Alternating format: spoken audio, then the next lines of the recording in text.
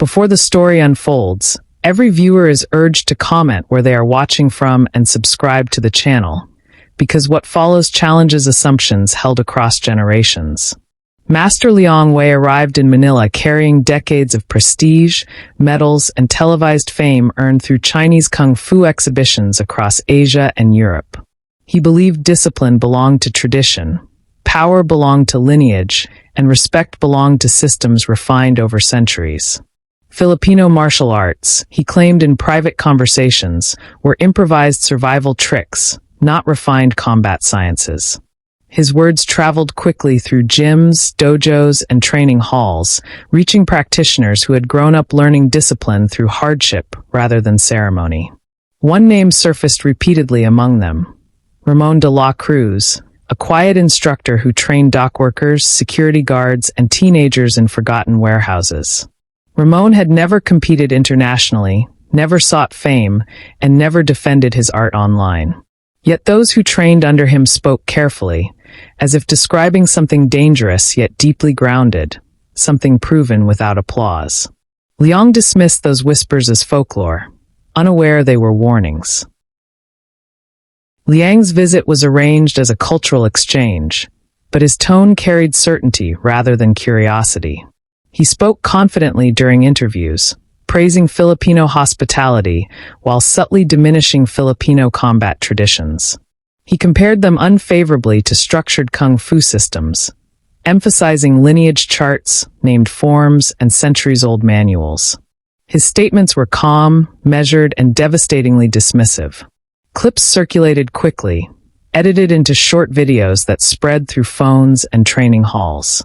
Some Filipinos laughed it off, accustomed to outsiders misunderstanding their culture. Others felt something heavier, a familiar frustration born from centuries of being underestimated. Ramon watched silently as students showed him the clips, replaying Liang's comments with growing anger. Ramon did not raise his voice or issue challenges. Instead, he asked questions about Liang's schedule, his demonstrations, and his willingness to engage in open exchanges. Ramon understood something Liang did not. Filipino martial arts were not designed for stages or applause. They were shaped by invasion, scarcity, and survival, refined in alleys, fields, and close quarters where rules collapsed and consequences were permanent. That difference mattered more than reputation. Liang announced an open demonstration meant to showcase kung fu's superiority through controlled sparring and technical exhibitions. He invited local martial artists, confident few would dare challenge his reputation. The event drew crowds beyond expectations, not because of Liang's fame alone, but because something unspoken was building beneath the surface. Ramon arrived without students, cameras, or banners. He wore plain clothes, blending into the crowd. Liang noticed him only when organizers whispered about a local instructor requesting participation. Liang agreed easily, smiling politely, certain the encounter would reinforce his views. He expected flashy movements, theatrical aggression, and easy dominance. What he did not expect was Ramon's refusal to argue, boast, or defend Filipino martial arts verbally. Ramon simply asked for respectful engagement and clear boundaries. Liang interpreted the calm as hesitation. To him, confidence required performance, not silence. The audience sensed tension, not excitement. Older practitioners leaned forward, younger ones held phones tightly, and those who understood Filipino martial traditions felt unease rather than anticipation. This was not entertainment to them. It was exposure. When the exchange began, Liang demonstrated fluid forms with precision, earning applause for balance and control. His movements were elegant, disciplined, and visually impressive. He ended confidently, scanning the audience for affirmation. Ramon stepped forward next, not to perform but to engage. He did not bow theatrically or announce styles. He asked Liang to choose distance, weapons or empty hands, and safety limits. Liang chose empty hands, convinced this favored his structured training. What followed unsettled the room. Ramon's movements were minimal, almost unnoticeable. He closed distance without obvious effort, disrupted balance without force, and created openings Liang did not recognize until he felt them. There was no dramatic strike, no acrobatic display. Liang stumbled once, corrected himself, then stumbled again. Each disruption seemed accidental, yet precise. The audience grew silent, sensing something unfamiliar. Liang realized he could not read Ramon's rhythm. The techniques were not absent. They were concealed within movement that looked ordinary. Liang felt control slipping, not physically, but conceptually, as if the rules he relied on were dissolving. Liang paused, smiling tightly, and adjusted his approach. He increased speed, added power, and attempted to assert dominance through familiar patterns. Ramon responded by stepping slightly offline, redirecting energy rather than meeting it. Each contact ended with Liang off balance, never harmed, but unmistakably neutralized.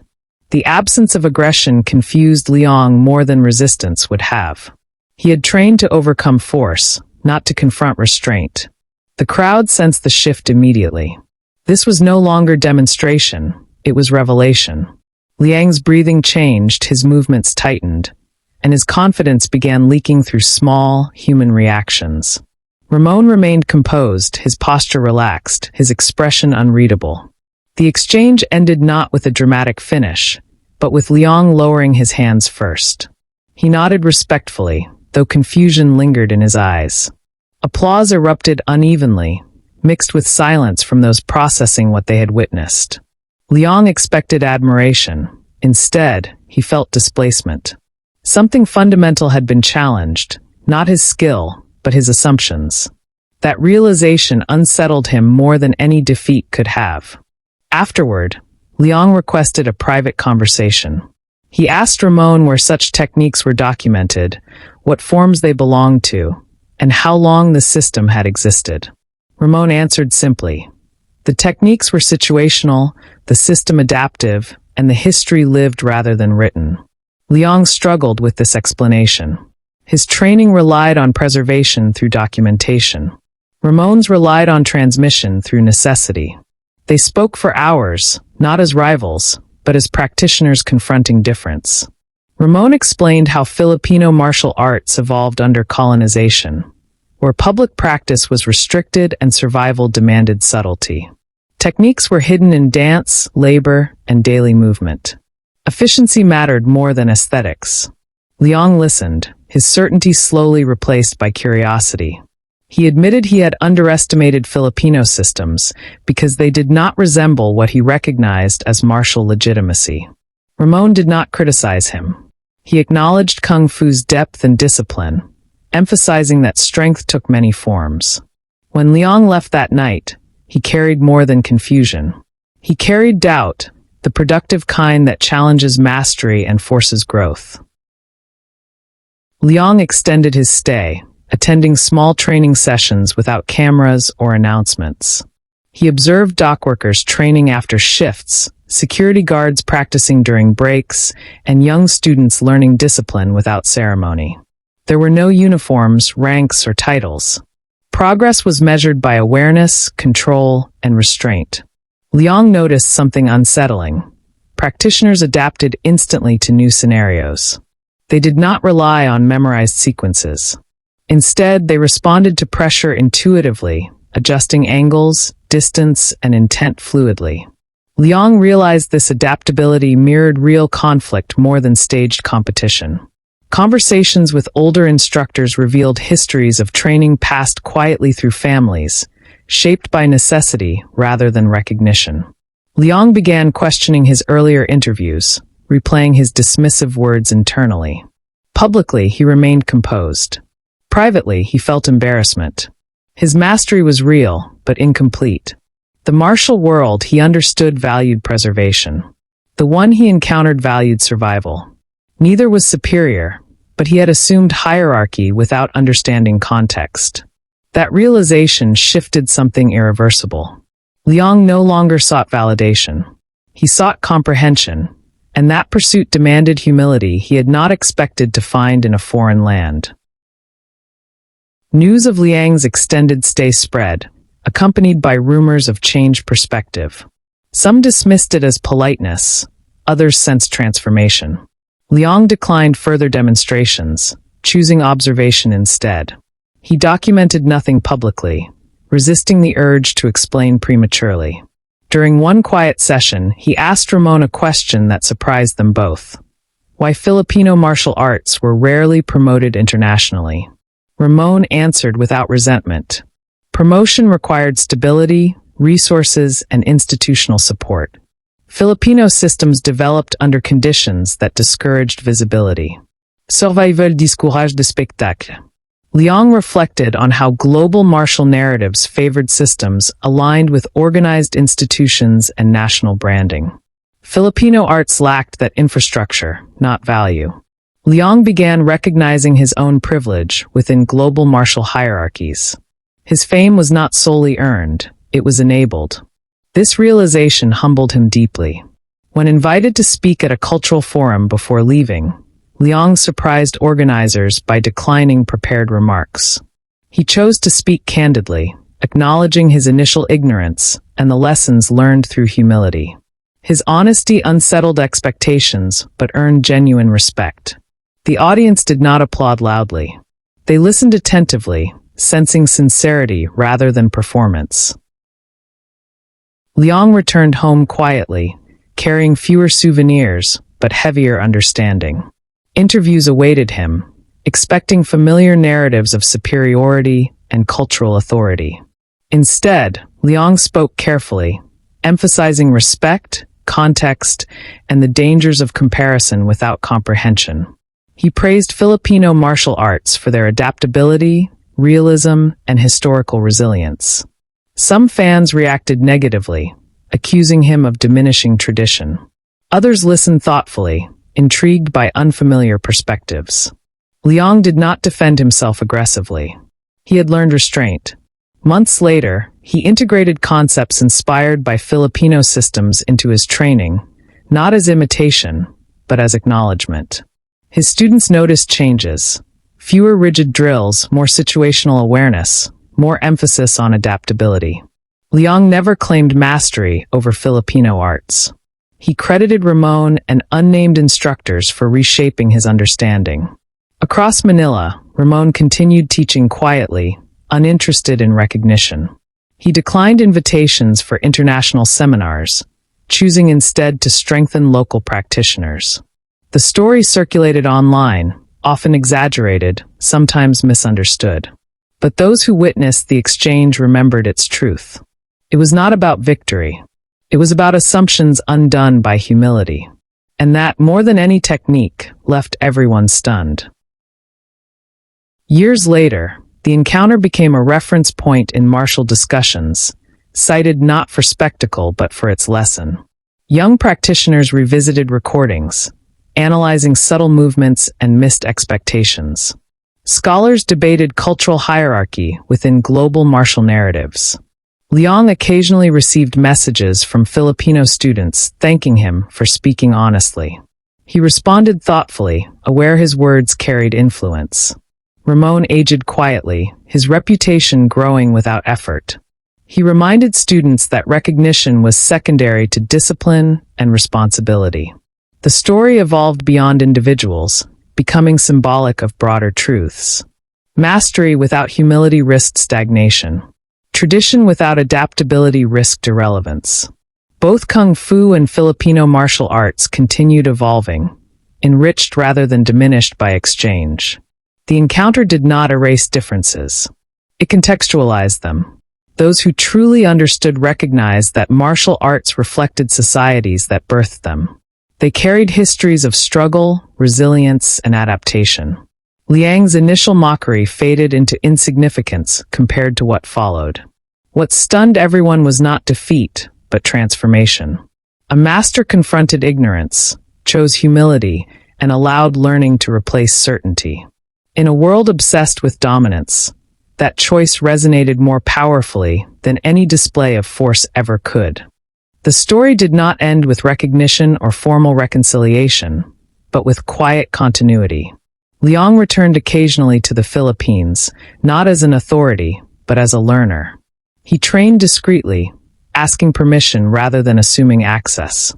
Ramon never treated him as a celebrity, only as a practitioner seeking understanding. Their interactions were sparse but meaningful. They exchanged insights without hierarchy, acknowledging limitations openly. Liang admitted that his earlier worldview had been shaped by validation systems rewarding performance over comprehension. Ramon shared how invisibility protected Filipino arts during periods of suppression. These conversations deepened mutual respect. Observers often misinterpreted the relationship, framing it as rivalry or mentorship. In truth, it was neither. It was mutual acknowledgement between two men shaped by different histories, yet united by discipline. Liang's students noticed his teachings becoming quieter, less performative. Ramon's students noticed their instructor emphasizing restraint even more. Both men understood that martial arts reflected ethics as much as technique. The exchange between them became a living example, reminding practitioners that strength without humility was incomplete. What followed the mockery was not humiliation, but evolution, witnessed by those willing to look beyond spectacle. As the years passed, the martial world shifted subtly. Filipino martial arts gained increased academic attention, studied for their adaptability and historical resilience. Liang contributed to these discussions cautiously, refusing to position himself as an expert. He cited lived experience, not authority. Ramon remained absent from conferences, his influence traveling through students rather than speeches. The contrast between them highlighted differing approaches to legacy. Liang documented evolution. Ramon nambudia continuity. Both approaches held value. When asked directly if he regretted his initial mockery, Liang answered without hesitation. He regretted speaking before understanding. That admission resonated widely. In a culture that rewarded certainty, his vulnerability stood out. Younger practitioners found permission to question inherited assumptions. The story became a teaching tool, reminding audiences that mastery was not static. It required constant re-examination. Filipino martial arts were no longer dismissed as informal. They were recognized as context-driven systems shaped by necessity. What stunned everyone was not a single encounter, but the ripple effect of humility. One moment of dismissal gave birth to years of reflection, dialogue, and growth that reshaped understanding far beyond that initial exchange. The dockworkers Ramon trained continued practicing without fanfare. Unaware their movements were now analyzed globally. They trained for awareness, safety, and control, not recognition. Liang visited occasionally, observing quietly, sometimes participating under instruction. He learned to follow rather than lead. This shift humbled him more than any physical challenge. The absence of hierarchy forced introspection. In these spaces, experience mattered more than reputation. Liang noticed how practitioners adjusted instinctively, responding to unpredictable scenarios without hesitation. This adaptability contrasted sharply with rigid drills he once prioritized. He did not abandon his roots. Instead, he integrated lessons thoughtfully, respecting origins. Scholars later described this integration as cross-cultural enrichment rather than appropriation. Ramon insisted on that distinction. Respect required context and restraint. Liang honored that boundary. The encounter between them became case study material in martial philosophy courses. Students debated structure versus adaptability, documentation versus oral transmission. The answers were never singular. The lesson was complexity. Martial arts, like cultures, resisted hierarchy. They thrived through exchange grounded in humility. What followed the mockery was not dominance or defeat, but recognition of shared humanity expressed through disciplined movement and ethical responsibility. Liang eventually revised his training curriculum publicly, crediting Filipino martial principles for enhancing situational awareness. Critics accused him of diluting tradition. Supporters praised his openness. Liang responded by emphasizing that tradition was living, not static. Preservation did not require stagnation. Ramon remained uninterested in these debates. He focused on safety, community, and continuity. When asked why he never challenged Liang publicly, Ramon answered simply.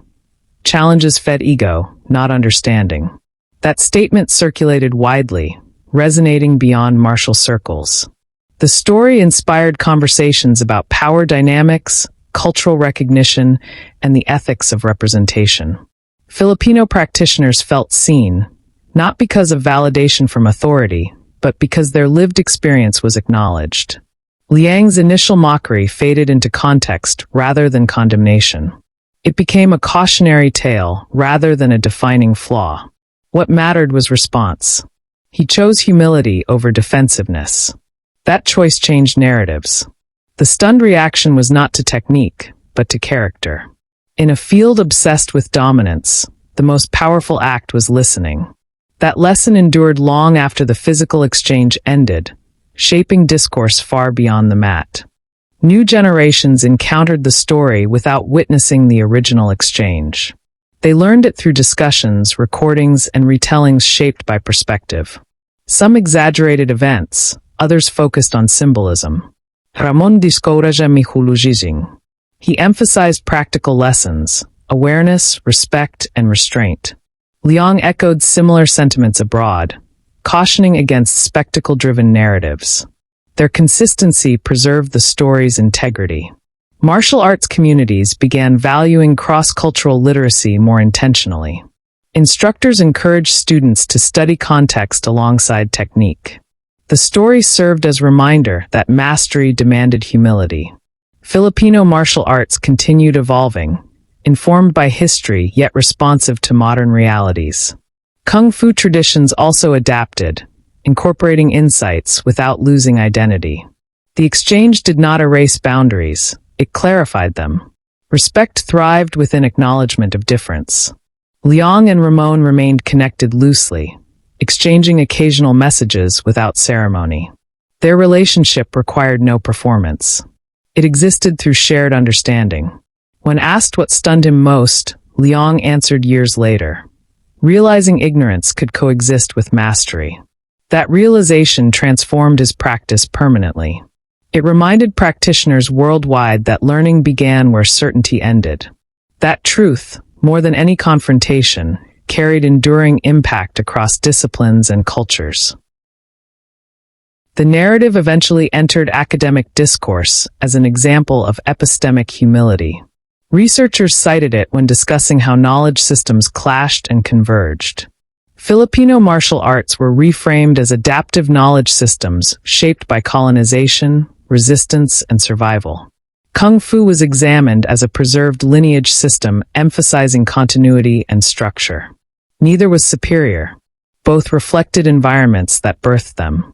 Liang's willingness to publicly reassess assumptions became a model for responsible authority. Ramon's refusal to seek validation reinforced principles of grounded leadership. Their interaction highlighted how power operated subtly within global narratives. Recognition often followed those with platforms, not those with lived expertise. The story challenged that imbalance. Filipino practitioners felt affirmation without spectacle. Liang's audience learned to value context. The stunned reaction came not from conflict, but from transformation. Martial arts ceased being mere techniques and became mirrors reflecting societal values. The exchange encouraged practitioners to question why certain systems were celebrated while others were marginalized. It sparked conversations beyond martial arts, touching education, culture, and ethics. What followed mockery was accountability, reflection, and growth. That progression resonated deeply in a world increasingly aware of representation and responsibility within cultural exchange. Liang eventually published a reflective essay, not naming Ramon directly, but describing lessons learned through experience. He avoided dramatization, focusing instead on responsibility. He acknowledged how authority could silence others unintentionally. The essay circulated widely, translated into multiple languages. Responses varied, but many appreciated its honesty. Ramon never read it fully, relying instead on students' summaries. He preferred practice over prose. His influence continued spreading quietly through those he trained. Some became instructors, others applied principles in security, law enforcement, or daily life. The adaptability of Filipino martial arts proved its relevance repeatedly. Liang's students developed broader perspectives, learning to question hierarchy. The story's endurance lay in its refusal to simplify. There were no villains, only assumptions challenged. That complexity preserved its credibility. The stunned reaction endured not because of shock, but because of recognition. People recognized themselves in Liang's certainty and Ramon's restraint. They saw how easily confidence could slip into dismissal. The encounter served as a reminder that expertise demanded responsibility. Words carried weight. Humility carried growth. That understanding outlasted trends, remaining relevant as long as cultures intersected and power required examination. In later years, martial forums debated whether such encounters should be replicated. Ramon discouraged reenactment. Context could not be staged authentically. Liang agreed, warning against performative humility. Genuine learning required vulnerability without audience pressure. Their agreement reinforced the story's core message. It was not about proving superiority. It was about unlearning assumptions. Filipino martial arts continued gaining respect organically, not through validation from authority figures, but through demonstrated effectiveness and ethical grounding. Liang's role remained supportive, not central. He redirected attention toward practitioners rather than himself. This restraint surprised those expecting self-promotion. The story matured alongside its participants. It resisted sensationalism despite online attempts to dramatize it. Practitioners who understood preserved its nuance. The stunned reaction became introspective rather than reactive. People questioned their biases across disciplines. The exchange illustrated how cultural knowledge survived despite marginalization. It also showed how privilege could be acknowledged responsibly. Liang's journey from mockery to humility resonated because it mirrored broader societal challenges. Growth required discomfort. Learning required listening. The story endured because it refused easy conclusions. It invited reflection rather than applause, making its impact subtle but lasting. As Ramon aged further, he focused on preserving principles rather than techniques. He emphasized decision-making, awareness, and ethical restraint. Liang incorporated similar values abroad, reinforcing that martial arts extended beyond physicality. Their shared emphasis influenced curricula subtly. Students learned that adaptability mattered more than memorization. Documentation mattered less than understanding. Filipino martial arts were no longer framed as informal. They were recognized as situational sciences refined through experience. Liang's earlier certainty seemed distant even to him. He reflected often on how authority could blind curiosity. That awareness guided his later teachings. The story continued circulating, stripped of sensational headlines by those who valued accuracy. It became a quiet reference point, invoked when debates grew heated. Its lesson was simple yet profound. Respect preceded understanding. Mockery revealed ignorance. Humility unlocked growth. The stunned reaction was not immediate applause, but prolonged reflection. People carried the lesson into unrelated contexts, questioning assumptions in education, leadership, and culture. The encounter demonstrated that learning did not diminish mastery. It deepened it. That realization transcended martial arts, becoming applicable wherever power met difference. The story remained relevant because it addressed universal dynamics. It spoke quietly, but persistently, to those willing to listen. The dockside warehouse where Ramon taught eventually closed, replaced by new development. Training moved elsewhere without disruption. Filipino martial arts had always adapted. Spaces changed, principles endured. Liang visited once more, walking through the empty building silently. He felt gratitude rather than nostalgia. The lessons learned there had reshaped his understanding permanently. He left without ceremony. Ramon watched developments from a distance, unconcerned with physical spaces. He reminded students that art lived within them. The story's physical setting faded, but its significance remained. Scholars documented it as example of intercultural humility. Practitioners referenced it when discussing ethics. It resisted becoming legend because both men resisted myth-making. That restraint preserved authenticity. The stunned reaction endured not as spectacle, but as shift in perspective. People learned that authority required accountability. That tradition thrived through adaptation. That dismissal revealed more about the speaker than the subject. The story's longevity proved its relevance. It continued influencing discourse quietly. It did not demand attention. It earned reflection. In that way, it mirrored Filipino martial arts themselves. Practical, adaptable, understated. Powerful without needing validation. The mockery faded into history.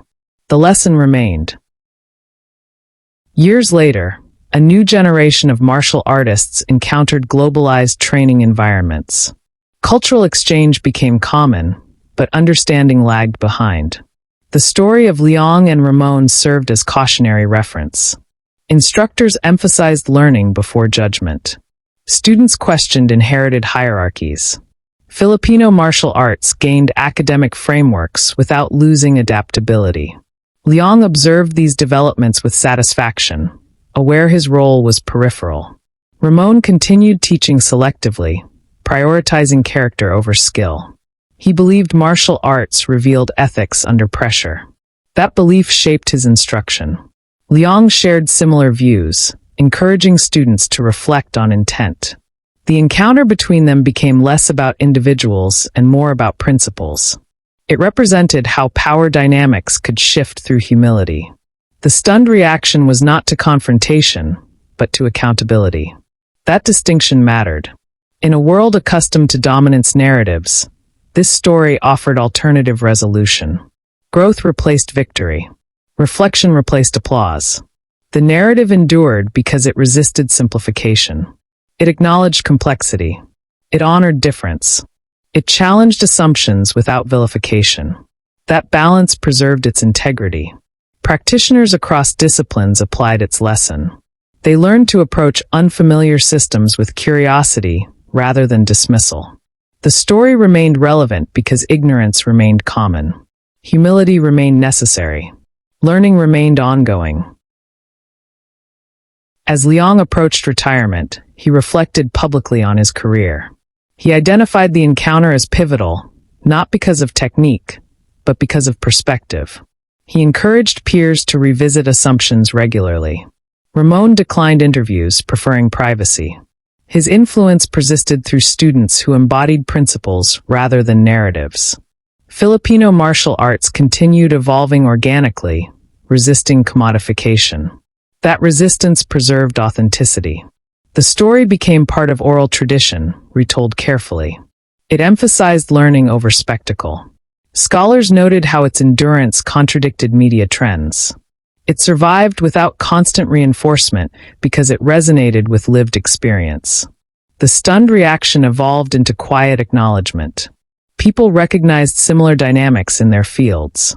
Expertise without humility created blind spots. Cultural hierarchy distorted understanding. The story offered corrective insight. Liang's willingness to admit ignorance modeled ethical leadership. Ramon's restraint modeled grounded confidence. Their interaction illustrated how respect emerged through listening. The mockery that began the story lost significance compared to what followed. Growth overshadowed dismissal. That progression inspired practitioners to value humility as skill. Martial arts became metaphor for broader learning. The story's relevance extended beyond gyms. It spoke to educators, leaders, and anyone navigating difference. Its lesson remained clear. Understanding required effort. Respect required restraint. Growth required humility. Eventually, the story entered mainstream awareness, stripped of sensationalism by those who understood it best. It was taught carefully, avoiding hero narratives. Neither Leong nor Ramon were portrayed as saviors. They were practitioners confronting difference. That framing preserved nuance. Filipino martial arts gained recognition without being rebranded. Kung Fu traditions retained integrity while evolving. The exchange became example of ethical intercultural engagement. Practitioners learned that learning did not require abandonment of identity. It required openness. Liang's legacy shifted from dominance to mentorship. Ramon's legacy remained rooted in continuity. Their shared influence shaped discourse subtly. The stunned reaction became introspective. Audiences questioned their own assumptions. The story encouraged slower judgment. It challenged performative expertise.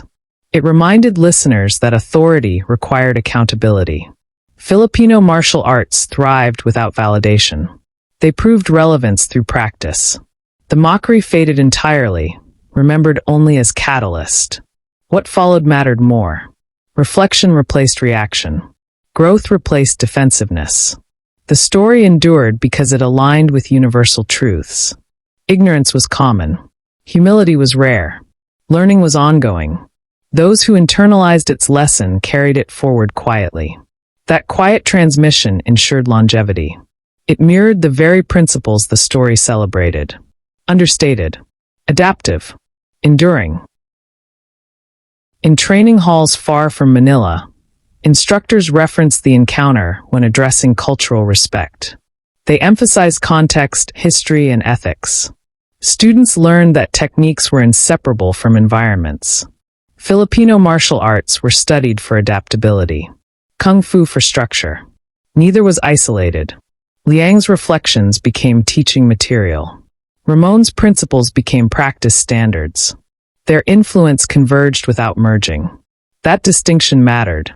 Cultural exchange did not require homogenization. It required respect. The story illustrated that clearly. The stunned reaction was not a moment, but a process. People unlearned assumptions gradually. That process shaped discourse. It reduced arrogance. It encouraged listening. Martial arts communities matured. They recognized that mastery involved restraint. The story resisted commodification because its protagonists rejected spectacle. That authenticity preserved its impact. Years later, practitioners still cited it when encountering dismissal. It reminded them to pause, to listen, to learn. The story's power lay in its refusal to glorify conflict. It highlighted accountability. That emphasis resonated beyond martial arts. It informed leadership, education, and cultural dialogue. The mockery that began the narrative became irrelevant. What followed defined its significance. Growth overshadowed ego. Understanding replaced certainty. That progression ensured its relevance endured. As time passed, the story's language softened.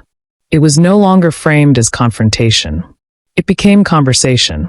That shift reflected deeper understanding. Liang and Ramon remained symbols of that transition. Their encounter demonstrated how humility could reshape authority. Filipino martial arts continued evolving without losing roots. Kung Fu traditions adapted without erasing lineage. The story bridged worlds. It challenged binary thinking. It refused hierarchy. The stunned reaction matured into wisdom. Practitioners learned that learning required vulnerability. That expertise demanded responsibility. The narrative persisted because it aligned with reality. Cultural exchange was complex. Assumptions were dangerous. Humility was essential. The story's endurance proved its lesson resonated. It was retold carefully, preserving nuance. It avoided sensationalism. That restraint honored its origins. The mockery faded into obscurity. The growth endured. That endurance defined its impact. It reminded audiences that transformation mattered more than victory. That listening mattered more than speaking. That respect mattered more than recognition.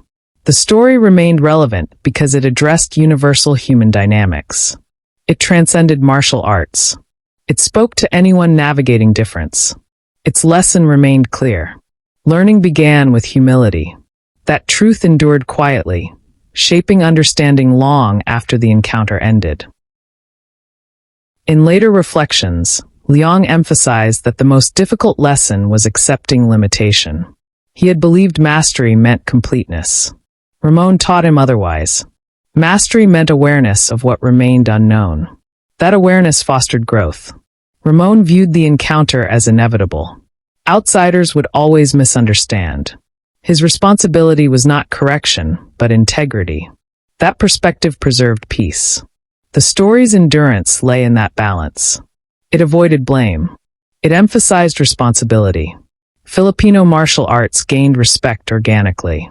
They did not require validation. They thrived through relevance. Liang's role remained supportive. He redirected attention toward practitioners. That restraint surprised audiences accustomed to self-promotion. The stunned reaction persisted as quiet acknowledgement. People recognized how easily expertise could obscure humility. The story offered corrective insight. It reminded practitioners that learning was continuous. That authority required accountability. That culture demanded respect. The mockery became footnote. The growth became narrative. That shift defined its impact. It aligned with broader cultural movements valuing inclusivity and reflection. The story remained relevant because it addressed enduring challenges. It invited listeners to question assumptions, to listen actively, to learn responsibly. Its quiet influence ensured longevity. It shaped discourse subtly. It endured without spectacle. That endurance mirrored its lesson. As global martial arts communities expanded digitally, the story gained new audiences.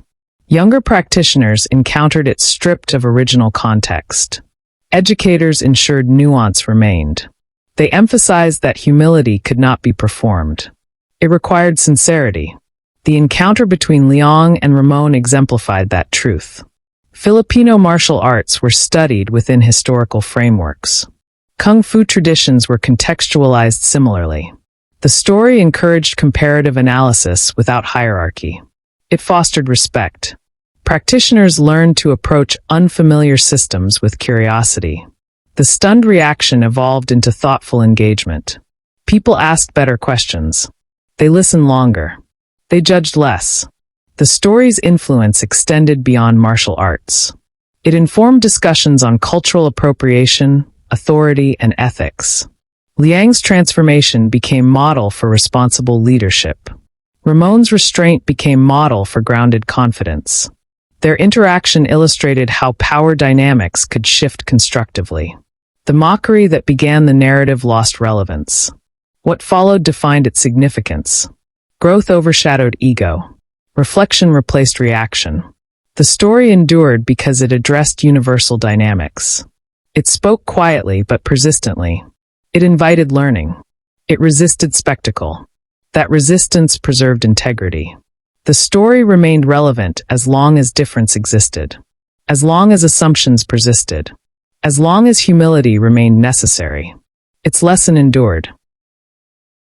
In commemorations, practitioners avoided reenactment. They favored discussion. That choice preserved authenticity. The story was not about physical exchange alone. It was about perspective. Liang's journey from certainty to humility resonated deeply. Ramon's consistenira in força principles. Their encounter illustrated how learning could occur without conflict escalation. That lesson mattered. Martial arts communities adopted it consciously. They valued dialogue. They encouraged exchange. The stunned reaction matured into cultural literacy. Practitioners learned to contextualize techniques. They respected origins. They avoided dismissal. The story's endurance reflected its alignment with ethical practice. It challenged dominance narratives. It promoted responsibility. Filipino martial arts continued thriving quietly. Kung Fu traditions evolved thoughtfully. The exchange enriched both without dilution. That balance preserved integrity. The mockery faded into irrelevance. The growth defined legacy. The story endured because it refused simplification. It embraced complexity. It honored difference. It invited humility. Those qualities ensured longevity. It influenced discourse subtly. It shaped understanding gradually. It remained relevant across generations. It reminded practitioners that learning required openness. That authority demanded accountability. That respect preceded understanding. The stunned reaction was not applause. It was reflection. That reflection endured. In final reflections, Liang acknowledged that the encounter altered his understanding of mastery permanently. He encouraged students to seek discomfort. Ramon encouraged students to seek awareness. Their combined influence reshaped practice subtly. The story persisted as reference point. It resisted becoming legend. It remained grounded. Filipino martial arts continued evolving without fanfare. Kung Fu traditions retained structure while adapting. The exchange demonstrated how cultures could interact ethically. It challenged hierarchy. It promoted humility. The stunned reaction evolved into wisdom. People recognized themselves within the narrative. They saw how easily certainty could become dismissal. They learned to pause, to listen, to learn. The story's endurance lay in its applicability. It transcended martial arts. It addressed human dynamics. It remained relevant because ignorance persisted. Humility remained rare. Learning remained necessary. The mockery that began the narrative became insignificant. The growth that followed defined impact. That progression inspired practitioners to value character alongside skill. It reminded leaders that authority carried responsibility. It encouraged learners to embrace vulnerability. The story endured quietly, shaping understanding without demanding attention. Its influence was subtle but lasting. It mirrored the principles it celebrated. Adaptive, grounded, enduring. Ultimately, the story of the mocked Filipino martial arts became a testament to humility's power. It demonstrated that growth emerged not from victory, but from listening. Liang's transformation illustrated responsible authority. Ramon's restraint illustrated grounded confidence. Their encounter reshaped understanding quietly. Filipino martial arts gained recognition without spectacle. Kung Fu traditions evolved without loss. The stunned reaction was not momentary shock. It was prolonged reflection. People learned to question assumptions, to respect context, to embrace learning. The story endured because it aligned with universal truths. Expertise without humility limited growth. Cultural hierarchy distorted understanding. Learning required vulnerability. Those lessons resonated beyond martial arts. They informed leadership, education, and intercultural dialogue.